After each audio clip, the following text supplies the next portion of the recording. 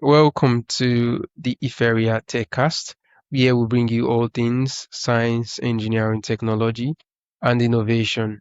I'm your host, Ezekiel Iferia, and today we are joined by Charly Leetham, founder and CEO of Ask Charly Leetham, a digital service business she built after a previous venture left her $1 million in debt.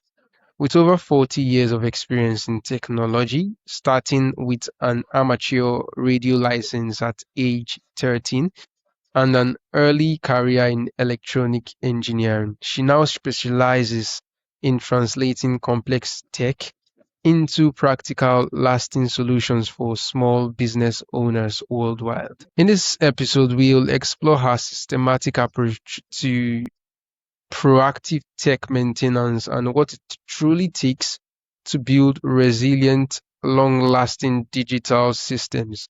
So, Charly, it's a pleasure to have you on the show today. Welcome to the Etheria TechCast. Ezekiel, thank you so much for having me. I'm really looking forward to doing this.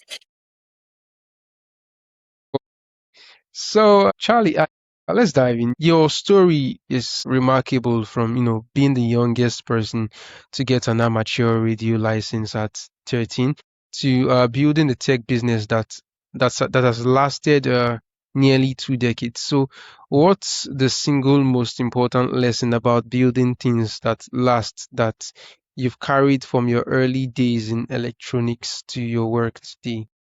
Do the work. Just do the work. Set your Okay. goal. Know where you want to be. Look, it's not easy. It's a slug. You've got to work really hard. Yeah, you say when I was the youngest person. I was at the time the youngest person to have my amateur radio license, at least in Australia, and I'm pretty certain worldwide. That's been beaten now. Of course, it always happens. But even then, my dad and I were sitting down and I was doing the theory and I was going through the exams and trying to get those passes. And it would have been easy to say, oh, it's all too hard. I'll just give up. I'll just go and do something else, like what a 12 or 13-year-old doing that sort of thing. It's like, it's really, really easy just to go play with the dog or go watch TV or read a book or something. But you just do the work. I know when I did my associate diploma of electronic engineering, it was a 4-year course of study part-time. I was 2 years in and it was hard work. I was working full-time. I was studying 12 or 15 hours a week on top of working full-time. So, it's not a small course of study. And 2 years into the 4-year course, I sat there and I went, why am I doing this? I could be out earning more money, having fun with my friends, having a life. So I wasn't reading books. I wasn't going out. I'd go to work. I'd come home. I'd study. I'd go to bed. I'd do the same thing again the next day. And I looked and I thought, but then I've lost that 2 years. And that was the thing that kept me going, was if I give this up now, I'm throwing away 2 years of hard work. I've only got 2 years worth of hard work left to go. So my biggest tip to anyone is just do the work. If it seems hard, it should be hard. Anything worthwhile doing is going to be hard. Make sure that you have your end goal in mind and just keep aiming at it, keep going. And I just want to I know you've got a question for me there. I just want to sort of bring that back in. Your goal might change as you're moving towards it, and that's okay too. Realign what you want to do. Don't throw it all away and say, oh, it's all too hard. I'm just going to go and do something else. Realign your goal and use what you've done to move you forward to the next bit. It's a journey. Okay. Really great response there, and a really great piece of advice too. So you have a unique talent for translating complex tech into plain language. So for the engineers, the developers in our audience, what's your mental framework or process for breaking down a complicated system so that anyone can understand and use it?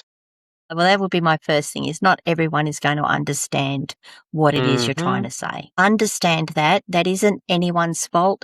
You don't go son to say, oh, they're not smart enough to understand, or I'm too limited to be able to explain this to them. Not everyone is going to understand the concepts that you're trying to get across. The thing that I try to do is find out where my audience is at. Who am I talking to? What's their level of knowledge? If I don't understand that, what I'll normally do is like, I'm sorry, I'm probably going to explain things here that you already understand. That's not because I don't think you can understand what I'm about to say. It's because I'm trying to work out where we're at in this conversation. So if I am repeating things you understand, please just bear with me. This is just me trying to make sure that what I have to say will land with you. And I'll go back to some of the first principles. Understand what your first principles are in something. Don't just come in and say to someone, I'm just trying to think. I had an example the other day and someone said something to me and went, I don't even understand what those words in that context mean. Like I understand what the individual words mean, but I don't understand what those words in that context means. And I had to get them to step back to give me the context in which they were delivering that information. And as soon as I got that context, I could reframe my thoughts around it. Went, okay, I've got it now. I'm just trying to think. Have you heard that joke? It is a joke. It was a joke that was going around when I was a young woman about the tech support guy who was trying to help someone over the phone, and they had a floppy disk. Do you know what a floppy disk is, Ezekiel? I've actually got to ask that question these days. You know what a floppy disk is?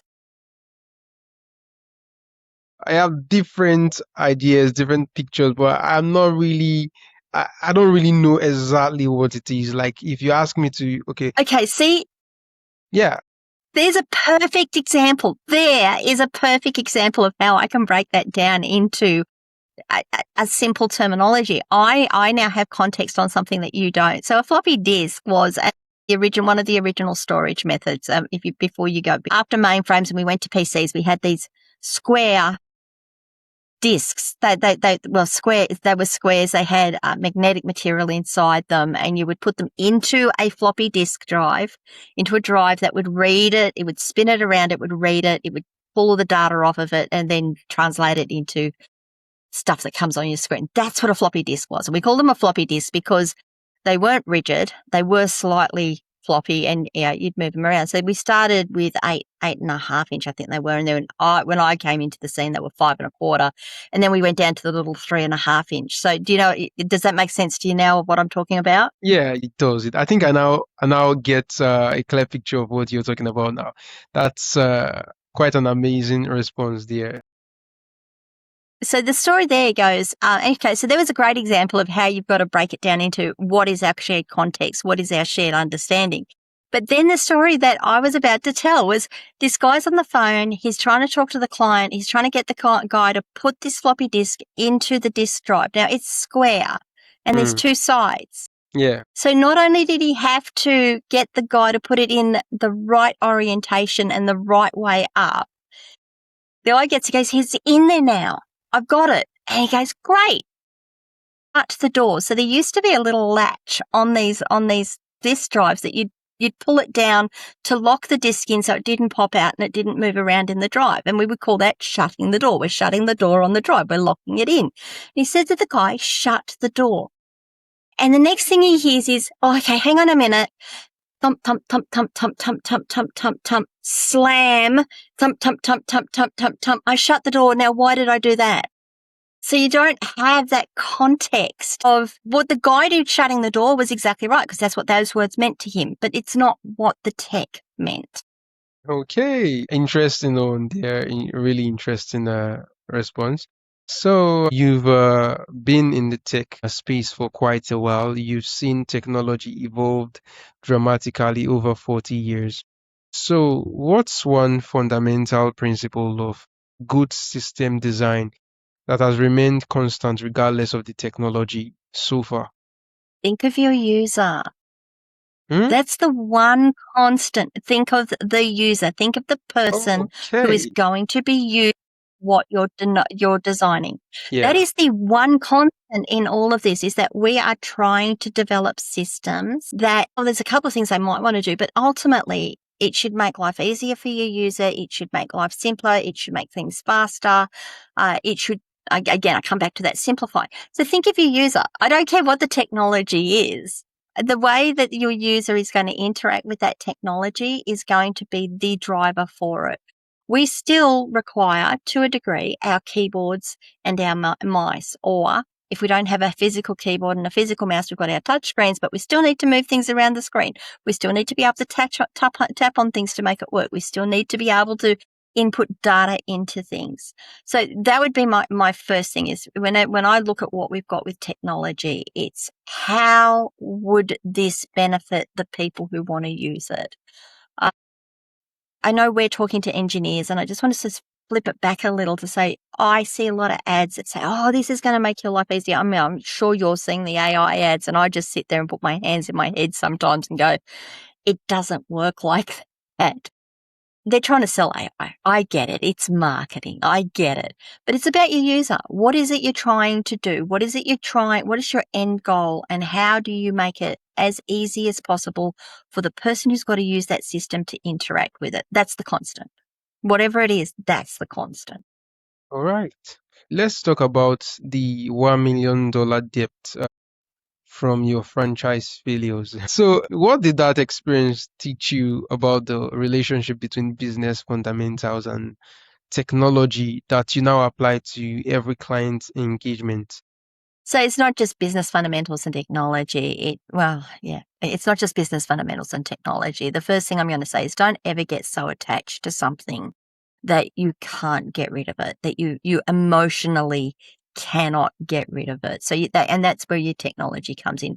Don't get so tied up on, but I've got this program that I absolutely love and I've put all my time and energy into learning it and having to make it work. And I've done all this customization, and get to the point that you are blinded to so much that you cannot see that moving away from that system to another system is actually just going to make it easier for you.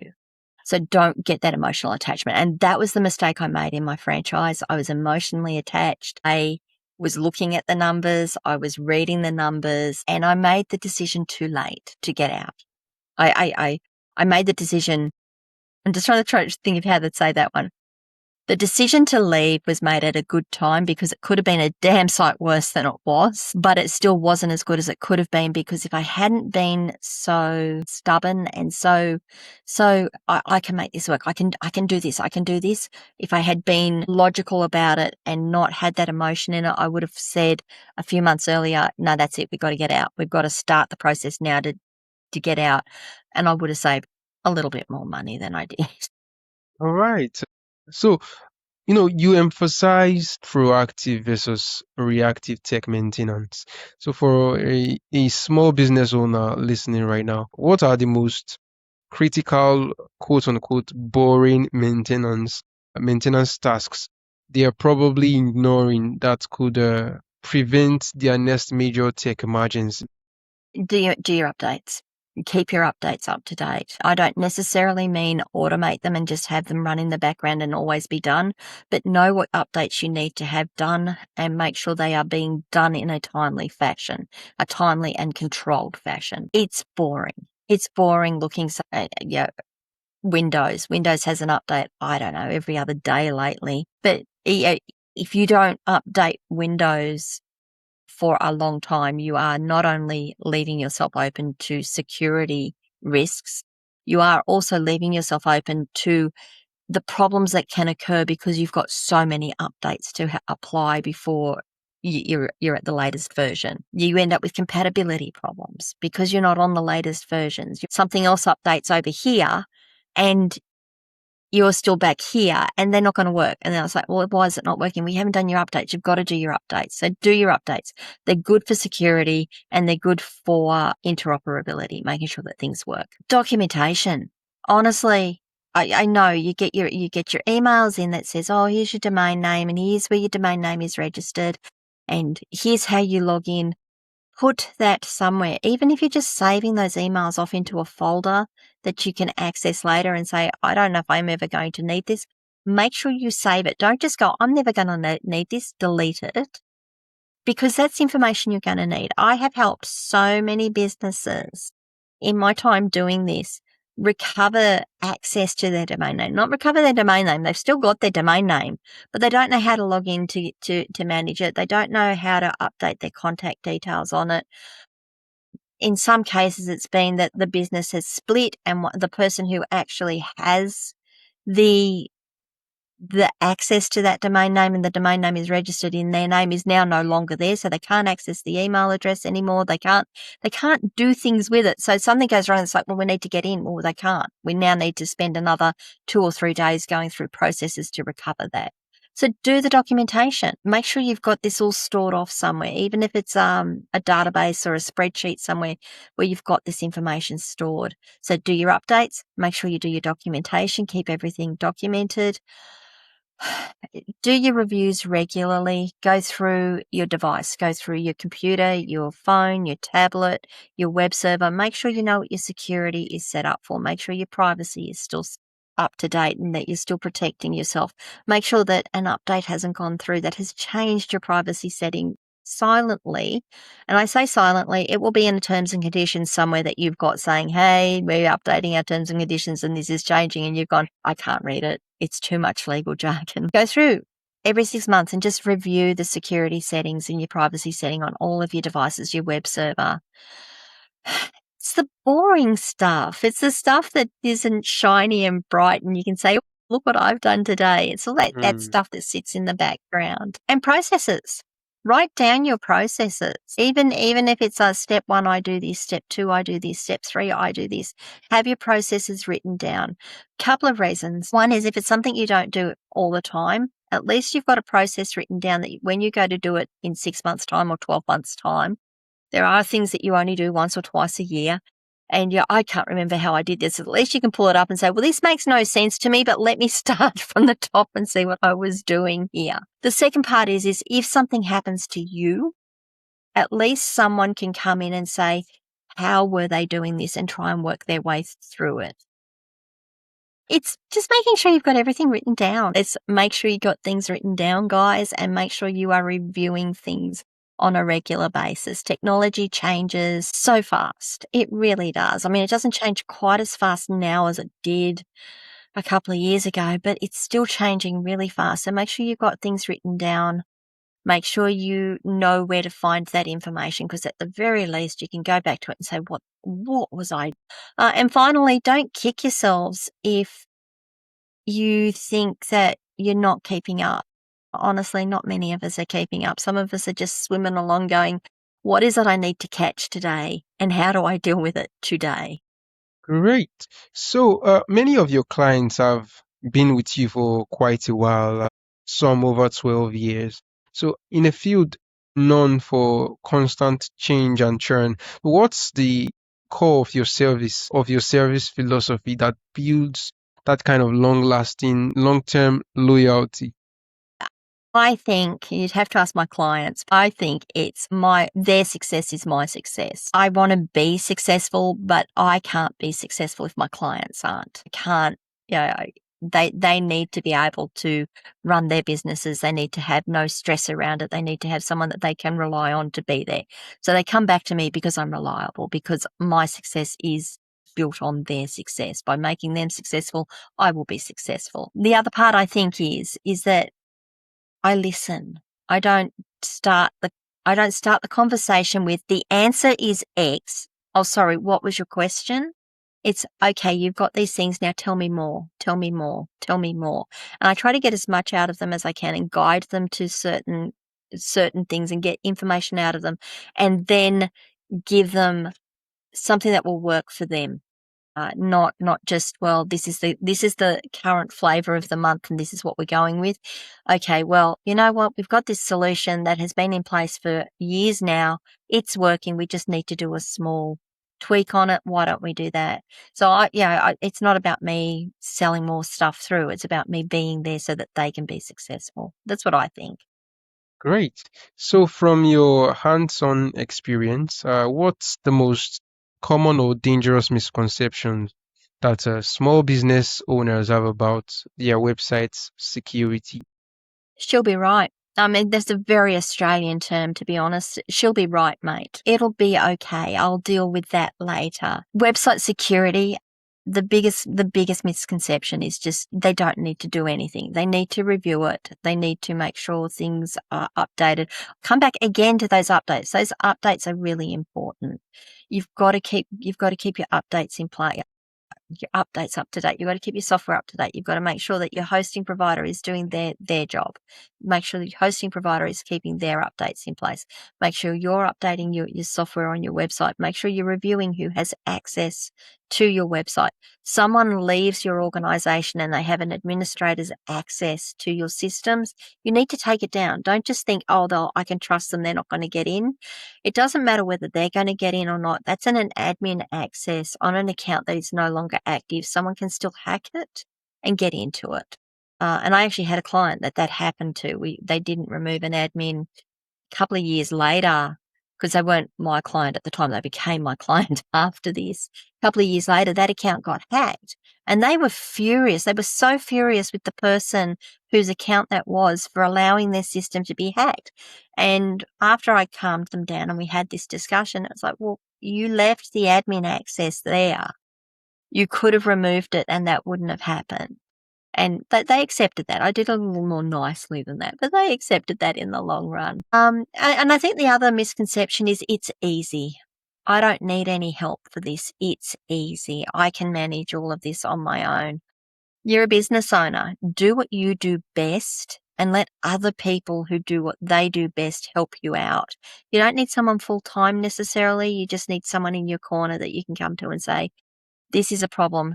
What do I need to do to fix it? Or is this a problem? Is this going to be a problem for me? And how would I manage that in the long run? There's some misconceptions for you. Okay. So for the students and early career professionals listening, what's a soft skill that you learned from, your diverse roles from field tech to franchise owner that has been just as valuable as your technical experience or your technical expertise? Learning to talk to people, actually being able to talk to people in their own language, in their own terms. It's the best soft skill that I have ever learned. And that's why I do what I do well, because I have that soft skill and I developed it from a very early age. It's easy for techs to say, but I'm a tech. I don't communicate well.